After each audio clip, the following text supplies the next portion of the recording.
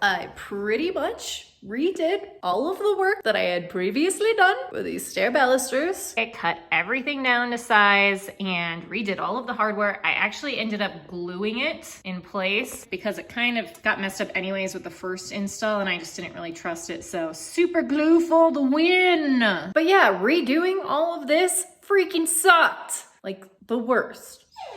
Annie agrees. Listen to the doggo. I feel you, girl. I did have to make a slight design adjustment to be able to make this work. Originally, I had the railing coming up to the top of this knoll post at the same level of the rail that's gonna be on the landing. It's gonna be like this nice, clean detail, which you know I love. But since this stair doesn't match the other stairs, we're changing that detail. So we're basically gonna just drop the railing. It's ultimately just gonna make everything so much easier. Because the alternative was that I cut every baluster individually so that we could keep that top detail, which I was not trying to do. That sounds tedious as hell. But by dropping it, I basically just cut all of the balusters down to 3 heights. I just used the bottom railing measurement for this knoll post to make my calculations for all of these stair balusters. And it will be slightly dropped, the handrail detail, but I think it'll still look nice and it will just save me a lot of heartache in the long term. Pray that round 2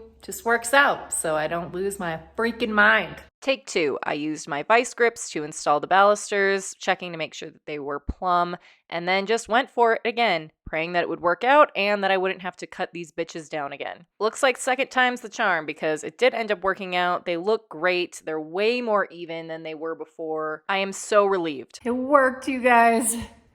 I'm pretty sure it worked. I think it went much better this time than last time. It at least looks a lot better. Fingers crossed though that this time we're good. Thanks so much for watching. Please like and subscribe for part 20 and follow along for more home DIY.